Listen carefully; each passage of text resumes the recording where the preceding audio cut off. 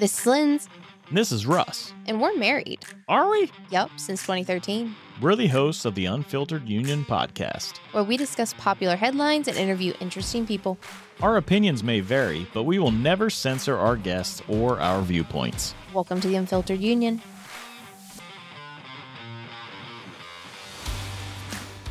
So we have a new guest today, and this one's going to be super fun. You're going to take the lead on this one. I'm here for the ride. Yeah. I've always been super interested in the pyramids, the architecture, the perfection that they are. And I found Sergio on Reddit. Reddit is awesome. Yeah, I love Reddit. But so I'm just going to dive right into the intro.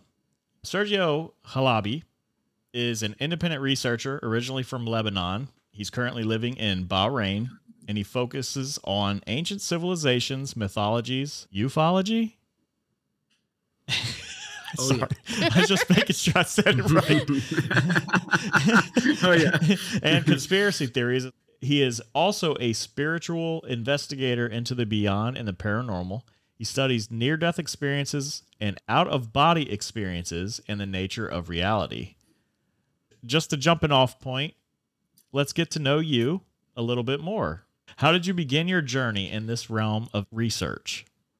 Yeah, first of all, thank you for having me on.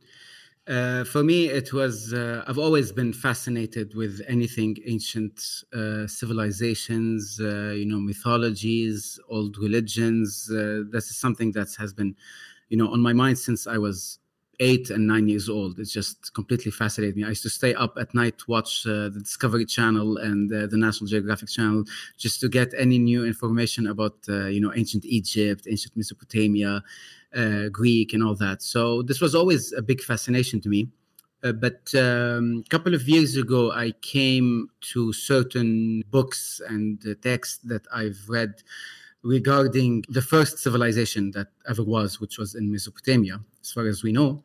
And that kind of shifted a lot of my thinking. It reintroduced me to what Abrahamic religions really were, to what the land, how it was, because I am from the land. I'm from Lebanon. I'm Arabic.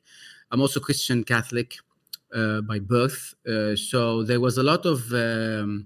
I connected a lot of dots when I started reading these things, and I started understanding that, what I've been told and I've learned, whether it was in school or theology and all that, that there are more to it than just what we were taught. Then it led me down, an unending rabbit hole regarding ancient civilizations, advanced ancient civilizations, what we could have been in contact with, something that a word that came to me recently, which is called paleo contact, which is the contact of that our ancestors had with perhaps much more advanced beings, whether they were human in nature or not is not the debate here, but they definitely knew something that is kept for us as of now. So that's what I try to do. I just try to uncover and rediscover ancient truth that was either lost to us or hidden from us by certain powerful entities. Well, awesome. That's a lot. That was loaded. So I want to break it down. Something. It is. I want to break something down that you said is that things are lost to us from a civilization to the next, or from one generation to the next, if you really break it down. I mean, to what extent do you feel like you have to be able to research? Meaning, are you looking at text from those time periods? Or are you looking at more, what do I want to say, like research of the now? Or how do you conduct your research?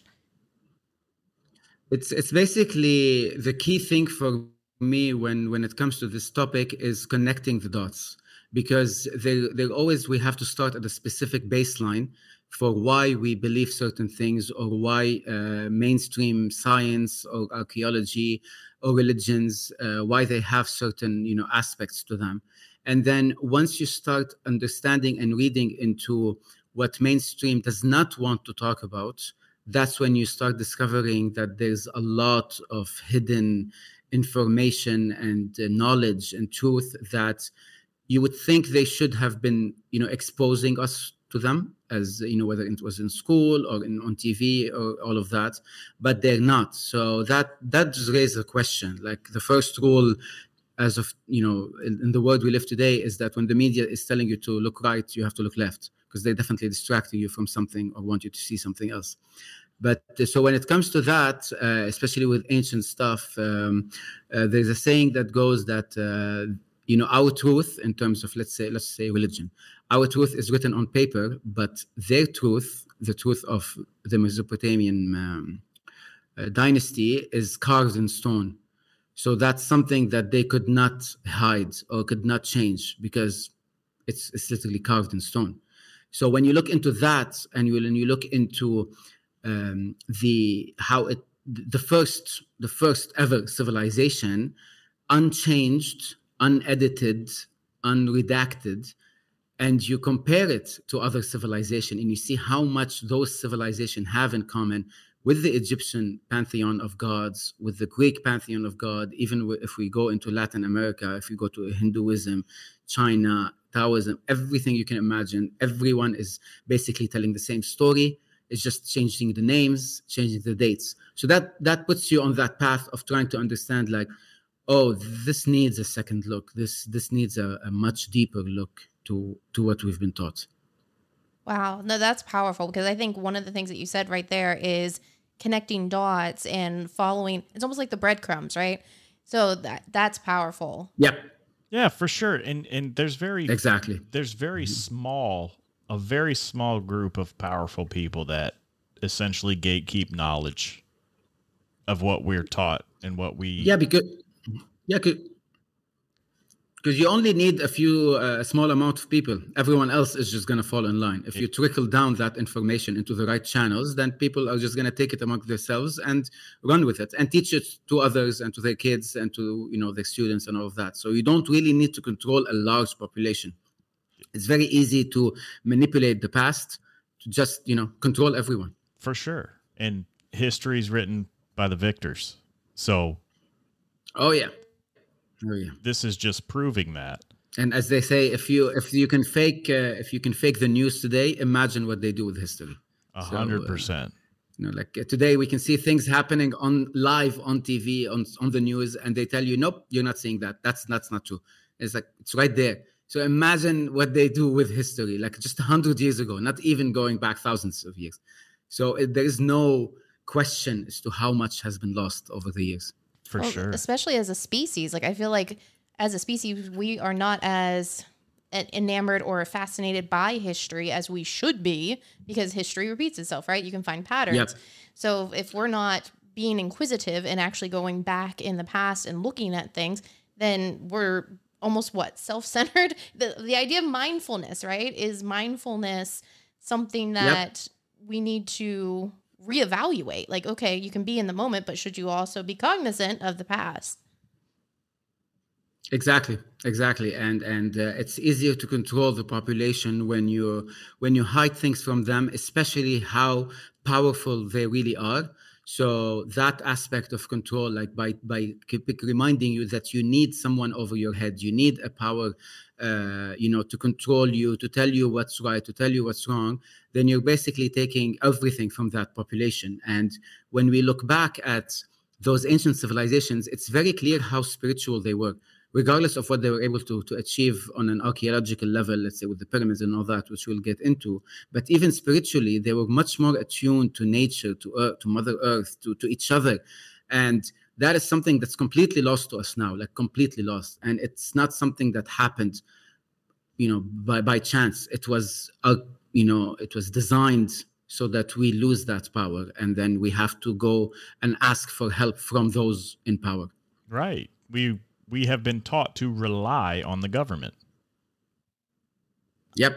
On power in every aspect, not just government. Whether it was government, you need your politicians. Whether it was religions, you need your priests or your sheikhs or your rabbis or all of that. Whether it was, financial, you need the bankers to tell you how to spend your money. Every aspect of how to eat, where to spend your money. Every aspect of our lives is controlled by an entity. That's it. I'm enjoying this. I've got my tinfoil hat on and I'm ready. Let's do this. Me too. Okay, so let's just go ahead and jump right into what the main theme of this was about, which was ancient civilizations and pyramids. So, my first question for you is: were the Egyptians actually responsible for building of those pyramids? And if you think they were, do you think they had help? And if they had help, who was it from? Well, I mean, to answer that is not obviously an easy question, and we have to set a sort of like a baseline, right, to why people like me, reach certain conclusions. So it's not because we don't know how things were done, so we just guess as to how things. It's what I said, where you connect the dots. So when you look at their aspect of civilization, the Egyptians especially, when you look at the way they wrote their own history, how they kept it in the records, what they prayed to, and the gods that they considered, to be their creators, alongside with several other things, you can start to see the holes in this mainstream idea of what the pyramids were, how they were built, and all of that. Because mainstream media and archaeology and historians and all of that are completely adamant on one thing, right? It was the Egyptians. It was built around 4,500 years BC, and it was done under certain pharaohs, and they were tombs of those pharaohs, right? So the first hole I would poke in this theory is that, given how big the pyramid is, let's talk about the Grand Pyramid in Giza, and that it contains up to like hundreds of millions of blocks of stone, each weighing anywhere between 2 tons to 40 tons. So if we want to consider that being built within the lifespan of one pharaoh, okay, so it's like he commissioned it because this is going to be my tombstone, start building it. Then mainstream history tells you that it was built around in about 20 to 25 years. That's how long it took. Like 100,000 slaves built it. But if you do the calculations, simple as that, then you would get that they are putting each stone on top of the other every 4 minutes, non-stop, for 25 years. So they build it. 4 minutes to put one stone.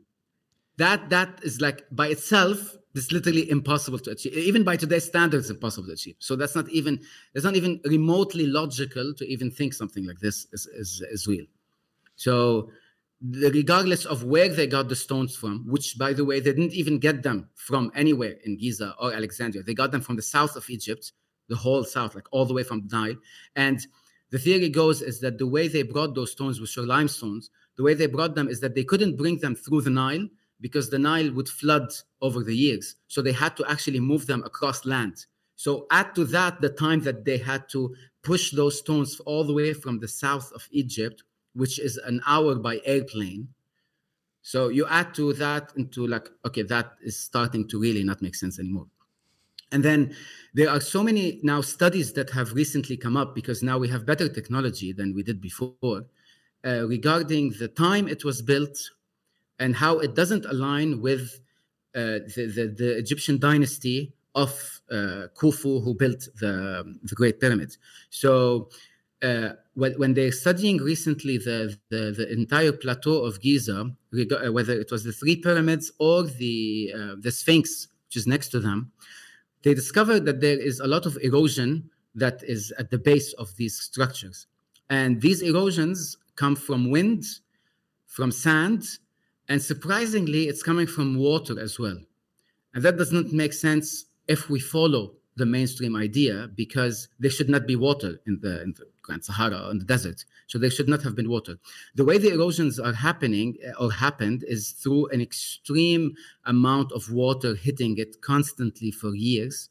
And that puts or dates those monuments and those buildings to not 4,000 BC, but more around 11 to 12,000 BC, given where that was when the last ice age melted, and that's when the flood came, and it kind of eroded the entire area of that plateau. So you can see the scarring of that disaster that happening. You can see it on those buildings. Wow. Other stuff as well don't align. Other stuff as well don't align, which is the head of the Sphinx, because the head of the Sphinx doesn't fit with the rest of the body. The body is very, very big, and the head is extremely small. It looks very odd. And for a civilization that built with such precision the pyramids to a degree that is unbelievable, you do not make that mistake of building a big lion body and then put the head of a pharaoh, which is smaller. Now, there's a theory that what that was actually the head of a lion.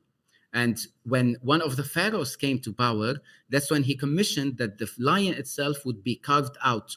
They would carve his face into that lion, which is why it's extremely small, and then the body is extremely big.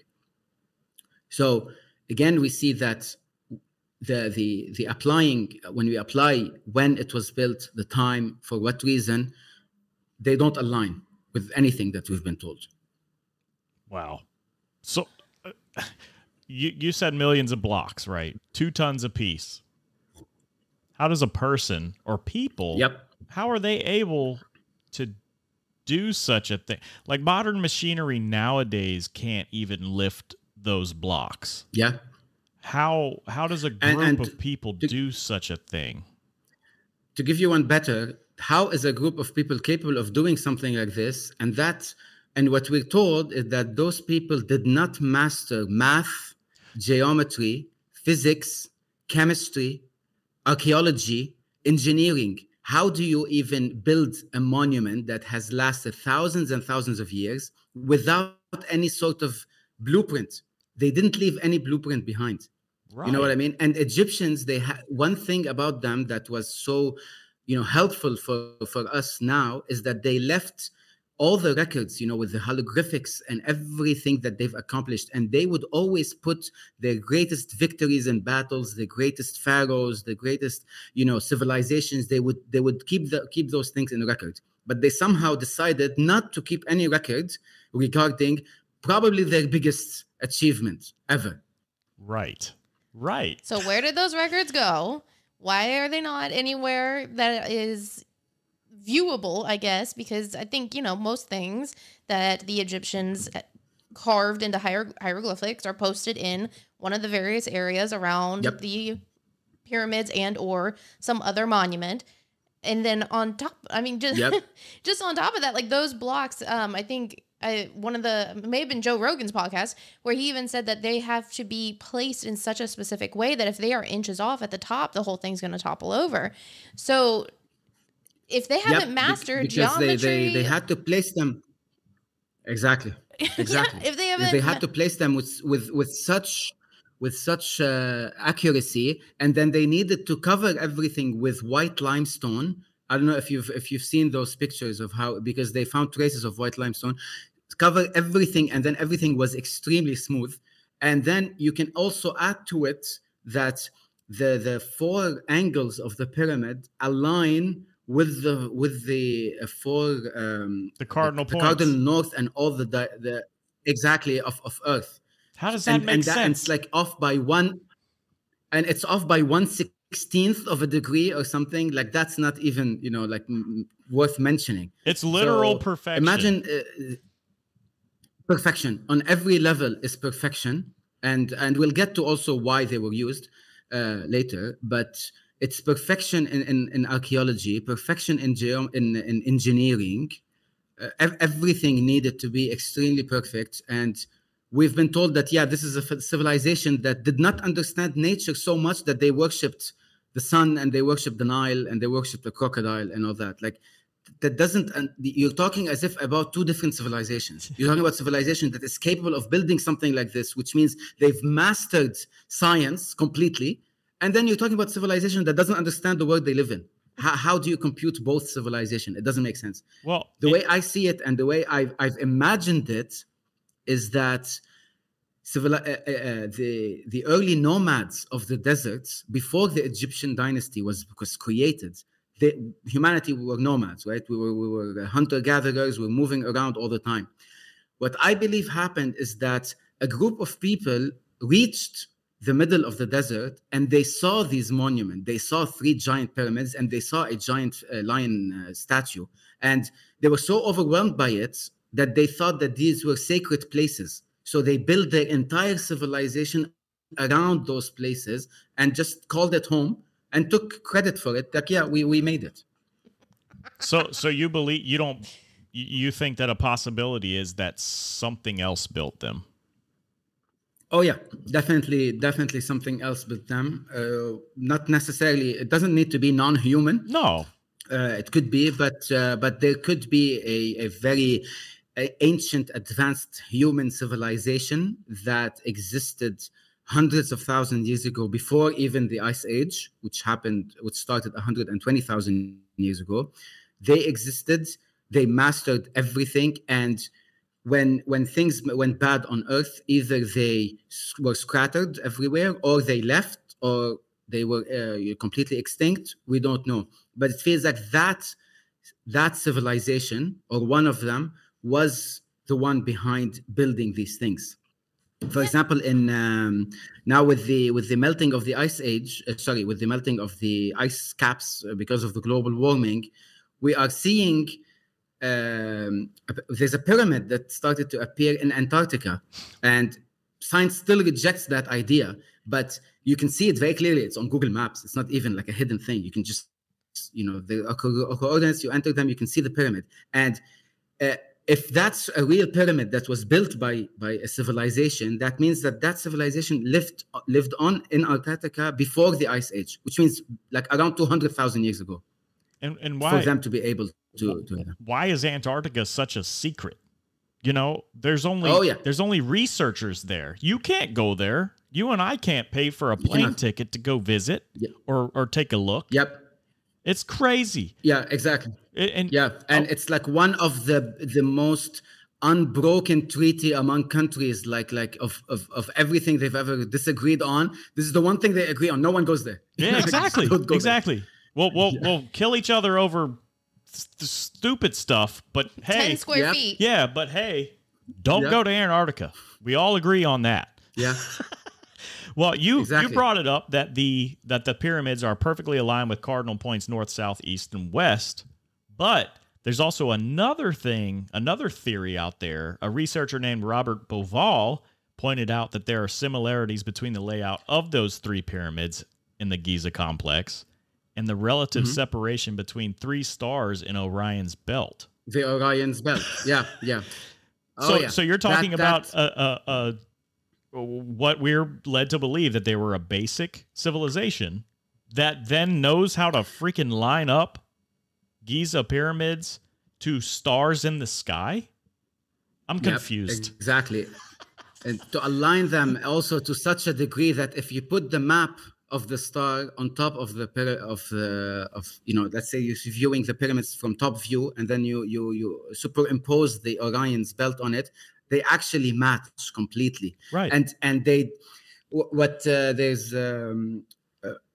Graham Hancock, who was also on Joe Rogan, and he mentioned that the alignment of the pyramids to Orion's belt fits 100% to the way that constellation looked around 13,000 years ago. Now it's a bit slightly skewed because constellations evolve over time. Like we see them a bit differently. But if you look at that time, it aligned perfectly, which also re-puts that theory that it was built in a much ancient time than we think.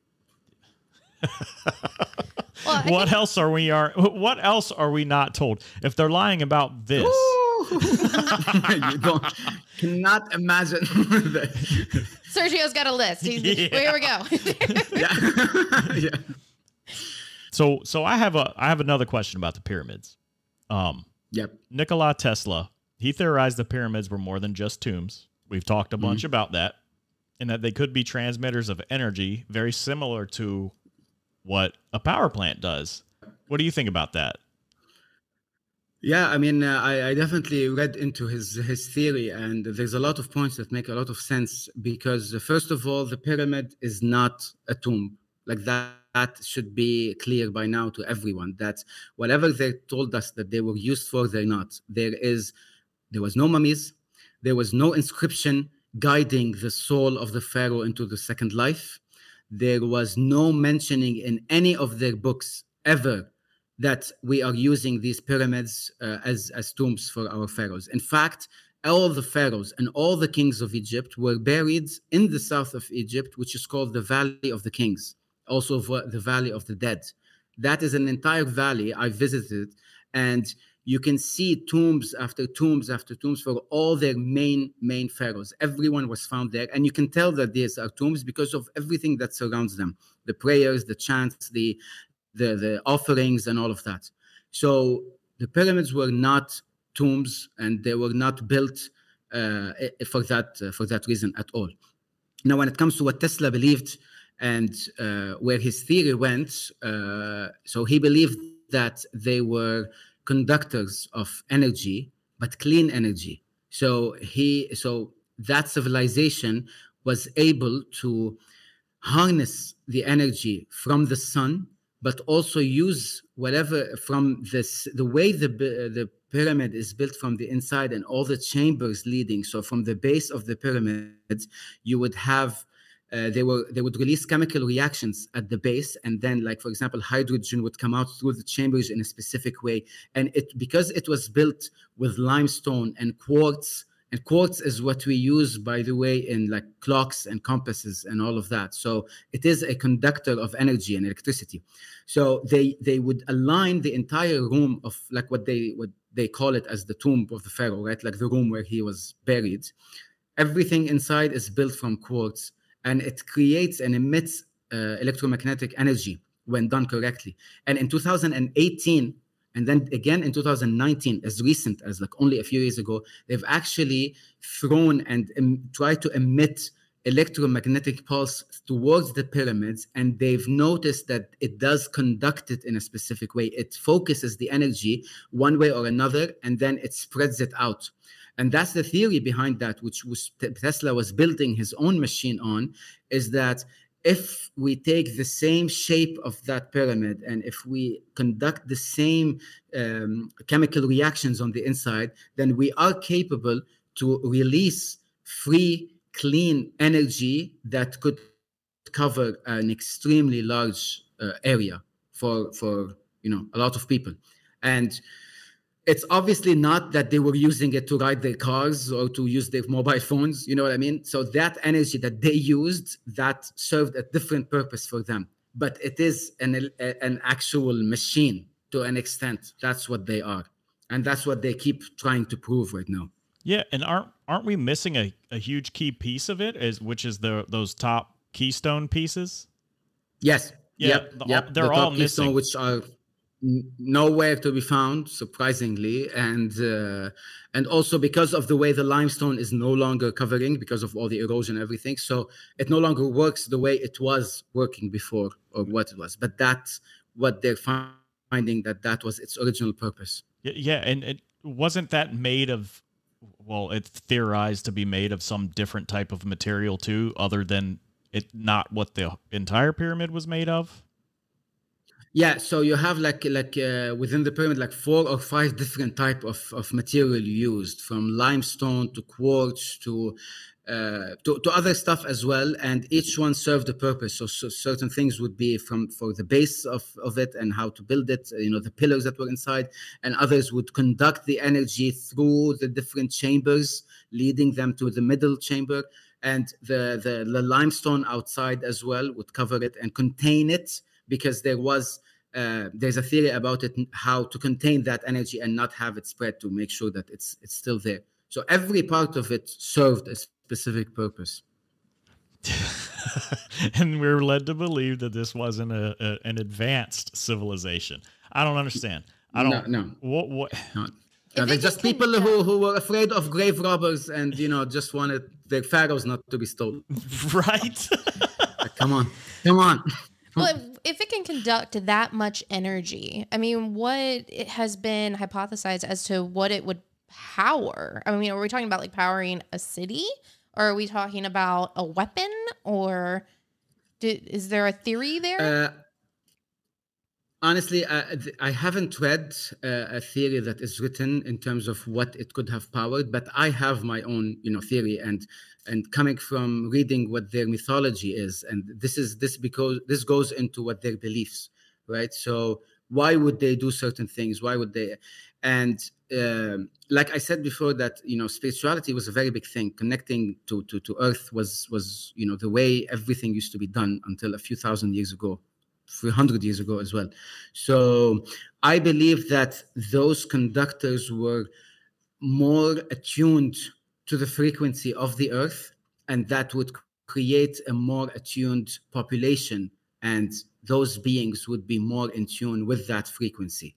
So it wasn't so much as a beneficial for on a technological level, it was more on a spiritual level, because that's how they used to operate. Like, it was a very important thing to them, much more than other stuff.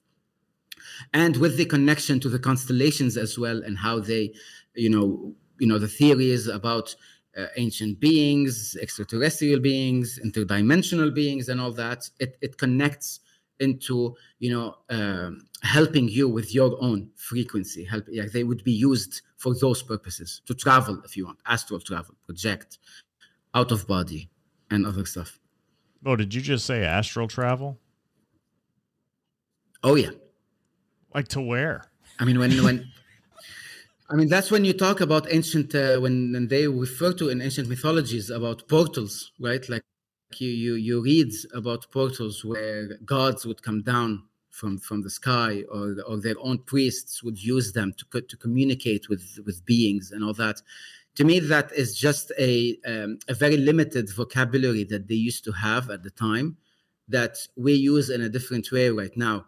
So when we talk about astral projection, they would call it, walking into a portal, and then completely like losing yourself or losing your body, and then transferring yourself to another location, another planet, another dimension, anything like that. So when we look back at these civilizations and the way they would describe certain things and certain experiences, when we align them in today's words and today's vocabulary, we see that there's a lot of similarities. There's a lot of things that they would say that we should take them a bit more literally than we take them, because we do symbolically a lot now. That's the basis of archaeology and history, is that what this civilization experience is symbolic. But if we see it more literal, then we can see that no, it actually meant more. Like for example, I'll give you there's a story in the Bible about Ezekiel and how Elijah, and how he was walking with his brother-in-law in the middle of the desert. And then what it says is that a chariot of fire came down from the sky, and Elijah was lifted in a beam of light and wind. Now, if you compare that to what we have today, or when people talk about, for example, alien abduction stories, regardless of whether it's true or not, you have to look at a civilization that doesn't know what a spaceship is, and doesn't know what a light beam is. So they would use the next best word to describe that. So they don't say it was an airplane or it was a spaceship. It was a chariot, because that's all they knew. If it's something in a box that has people in it, it must be a chariot.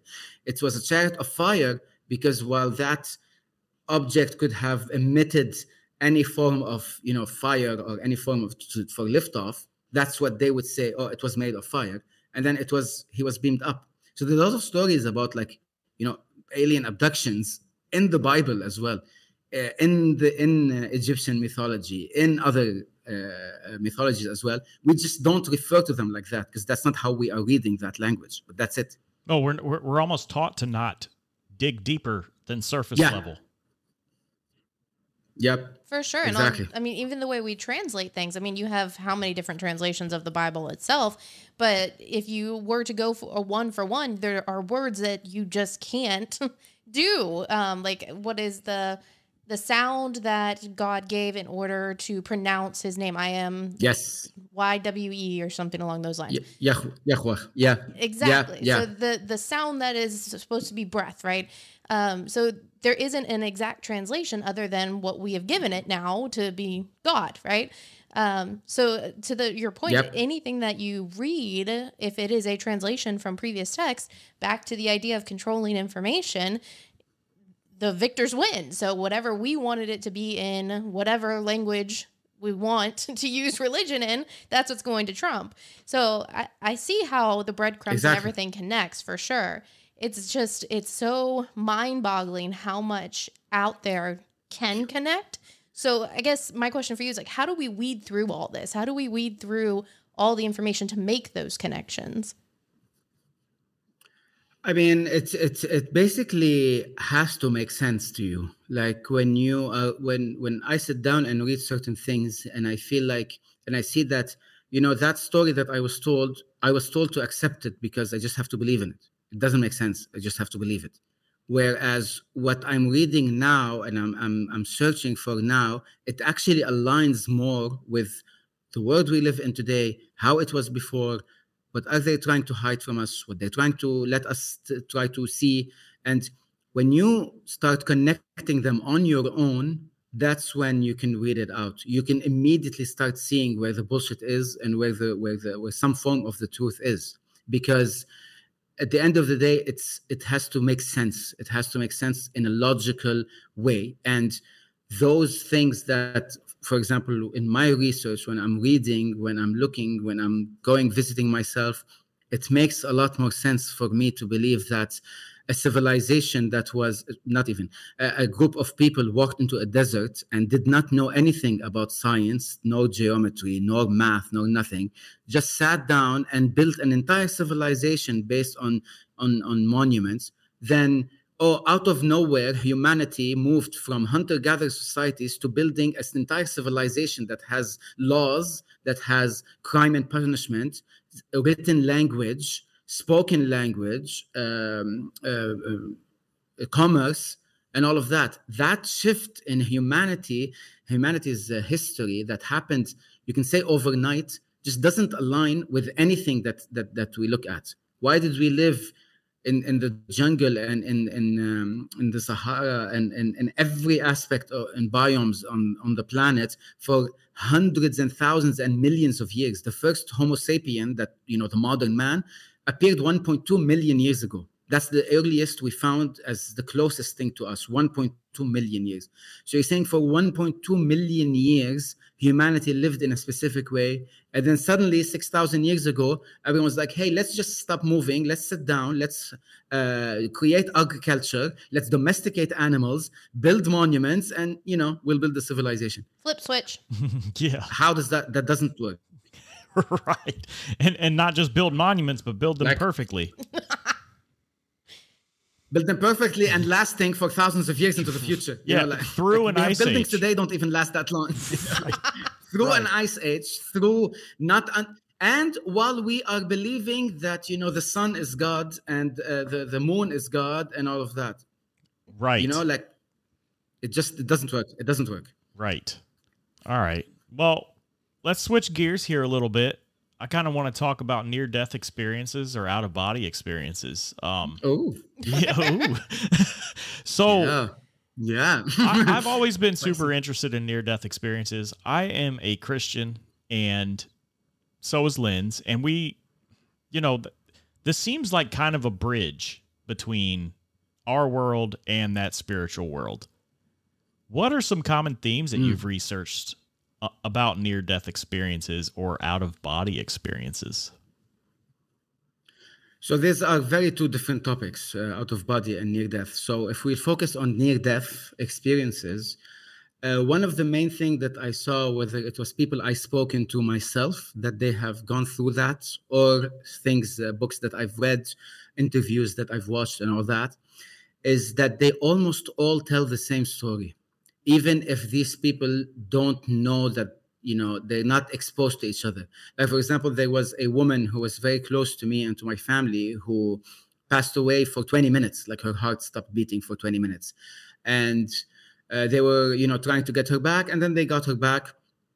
And after she got out of the hospital, she told me several times that, you know, I'm a changed woman. I'm very different. I've seen things on the other side that don't even scare. I'm not even afraid of dying anymore. I know what's waiting for me. And I'll tell you what she told me, but that woman, when that happened, and when she told me that story, she was like around 65 or 66 years old, and she's not technologically advanced at all. Like, she's not exposed to other people and what they're saying. Whatever she was sharing with me, she was sharing it from her own experience, which just happens to align with every other experience that I've read about or seen or spoken to as well. And these people talk with such an insane conviction that they don't even try to convince you with what they're saying. They're not trying to get you on board. It's like, this is my experience, and I know it's real and it's truth, and I don't care if you believe it or not, or if you think I'm crazy or not. It just is. That's what I saw. And what they have all in common is this floating out of the body. So seeing themselves in the room that they are in. They see, whether it was in a hospital, they see the doctors and everything, all these people, staff working on them, or in a bedroom, or in a car accident as well. Everything they see from above. And then they all say that I traveled, and it feels like I was traveling faster than the speed of light. It was like at an insane speed. I'm just literally going through the stars. Like, I'm just floating fast and faster and faster. And then I've reached a place where it was made of light. Like, it was light itself. It wasn't any physical place. It's just made of light. And everyone experiences or talks about the overwhelming sense of love that they felt. It was like, what one person told me, it's like the place was built from love. You know what I mean? Like, we can't even experience. And again, everyone who talks, they say, my words are very limited. Like, what I'm telling you now is not even 5% of what I experience. I don't have words to actually share with you what I saw and what I felt. It's just, this is the closest thing. Now, for example, this old woman, she told me that she reached a place and she felt love, and she also felt at home. She just felt like, all right, I'm here. Like, I'm back. This is my place. But yeah, this is me. This is my place. But she also felt a hand touch her on her shoulder, and there was no word spoken, but she knew what was that entity telling her, which is, your time is not now. You need to go back. And she went back. And this, your time is not now, is shared by everyone who has a near-death experience. Everyone says, I understood that, yes, this is my home, but it's not my time to be here now. I have to go back because I have something left undone on earth. And then they go back and they bring this peace with them, and they bring this acceptance. It's really fascinating to see. I actually have a family friend. He's passed away now, but he, as a young boy, he drowned, and he had the exact same experience that you're describing. He was floating up. Yep. He was looking down on them, doing CPR on him. And then he felt that grab on the shoulder, and he said, it's not your time yet. And boom, he was back alive. And if you were to ask him about it, he was he was an older gentleman, and he had cancer when I knew him. And he knew he was going to die. He knew for a fact. He was like, this is terminal. I have a year. He did not care because of that experience he had as a kid. Yep. He didn't care. Yes, exactly. He knew. He was like, I know what's after. I ain't worried about this. You know, what's after is way better than what's going on down here. Yep. And they just don't care. Like, they don't care what you think of them. Like, what you said. The conviction of someone who is literally and knows they're literally going to die because they have cancer, and he chalked it up to meh, you know. It's like he didn't care. It's gonna be good to go back, you know, like I'm I'm ready to go back. He knew it was like he knew exactly where he was going, and he did because he experienced it before. Shoo. It's really fascinating, like that this whole thing, and there's always, they try to give you like all the scientific experience, examples or explanations, and you see a light because the cornea in your eye is I don't know what and all that, but to me this is just like just trying to ground everything, in the realm of this physical world, and to try to prove it and all that. But there are some experiences you just cannot prove. Like, it's just, no matter how much you try, there is no proof. Yeah, it's just like all the other history stuff. They want you to be held to them and look to them as the power. But if after this, there's there's something after, you're not really controllable anymore. And you become like, this is what happened with me, because I do come from a Catholic background, but where I am now is more like, I don't really follow the organized religion aspect of it, but I still believe in a God. I believe in creation and all of that. But but what it also gives you is this sort of sense of control that they took from you, because you know that I am in control of myself. Like, I'm a believer of a form of reincarnation, if you want, that, we came, we existed before coming to Earth, and we're going to exist after we come to Earth, and we might come back and we might not come back.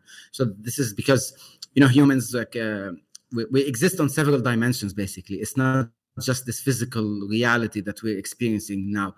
We experience it on all different dimensions that exist. But to me, that thought puts me in power. You know what I mean? It gives me back that power that they took from me, because I'm no longer just waiting for them to tell me what's right and what's wrong and what is acceptable, and if I made a mistake or not, or what should I believe in, or what should I do. To me, it's like, this is my life. This is what I'm experiencing now, and I'm going to experience it to its fullest. Whatever this life has to give me, I'm going to go for it completely. And I've already made the choices that I'm going to make here. You know what I mean? Like there's something that we call like a soul contract, if you want, and soul agreements, where before coming here, you kind of agree with certain souls that you're going to trigger the hell out of me and get me to heal on that aspect. And you're going to bring me love, and I'm going to do this to you, So with that, it's like, everything is in such a perfect harmony everywhere, and it's like, it's so fascinating. For sure. With everything that we've talked about so far, we talked about how to kind of differentiate between information that you're receiving, that you're reviewing, that you're trying to make the connections and the dots.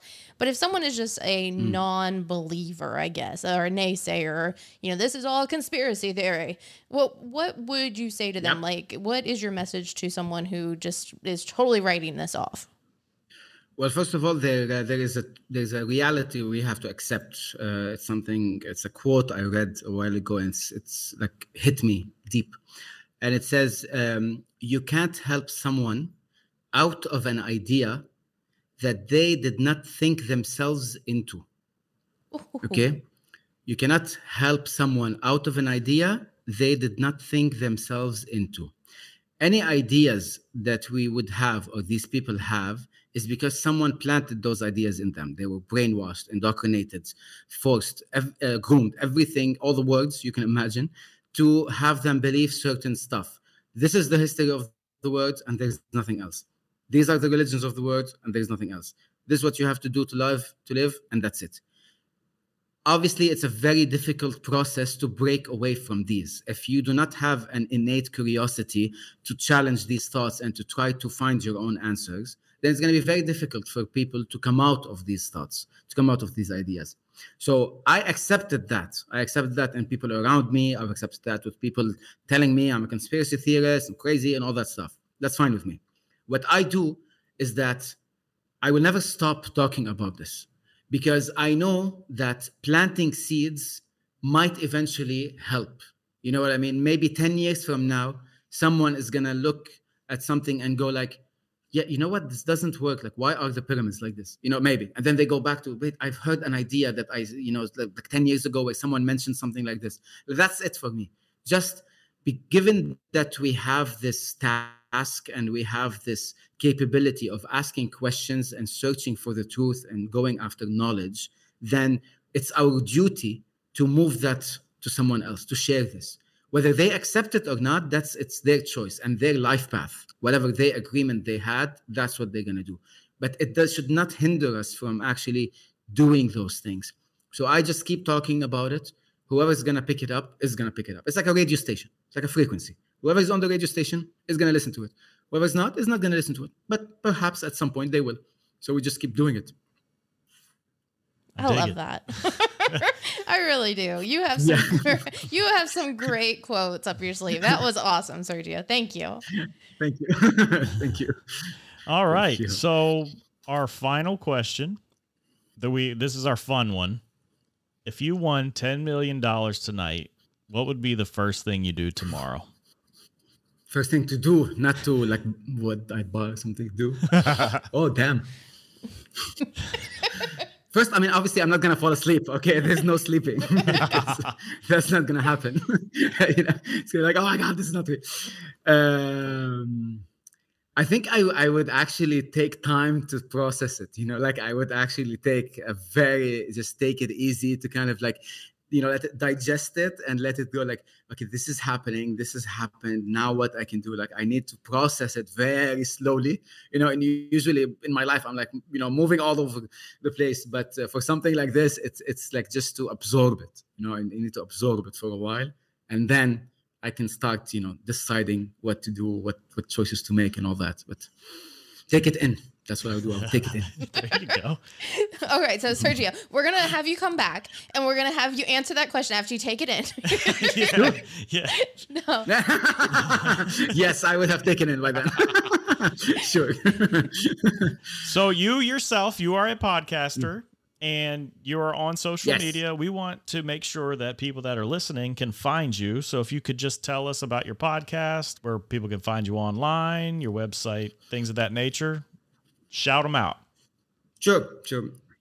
So the podcast is Paradigm Shift with Sergio Halabi. That's because we're trying to shift our thinking process. So that's why I called it Paradigm Shift. And as a podcast, it's available everywhere. iTunes, Apple Podcasts. It's on Spotify, iHeartRadio, and every podcast channel there is. I'm there. I also have an Instagram account. And on that Instagram account, I go more into visual aids. So whatever the topics that I usually discuss and talk about on the podcast, I create more designs for them and put the, add text and all of that so that people kind of like, process them slower and get more visual cues out of them. And that's it. Basically, I'm there. Okay. Awesome. We really do appreciate having you on. I want to definitely think about some more topics to have you on, like maybe aliens and things of that nature, because never know. Yeah, that definitely is a topic for its own episode. So it takes a lot of time. A lot of time. All right. Well, thank you. Thank you so much, Sergio. Thank you for having me. Thanks for listening to the Unfiltered Union. Did you like the episode? Support the show. Visit us on Patreon at patreon.com/unfilteredunion. Or you can rock some merch. Check out our store at store.unfilteredunion.com. For all other things unfiltered, check out our site at unfilteredunion.com. It's what you do with the things you love.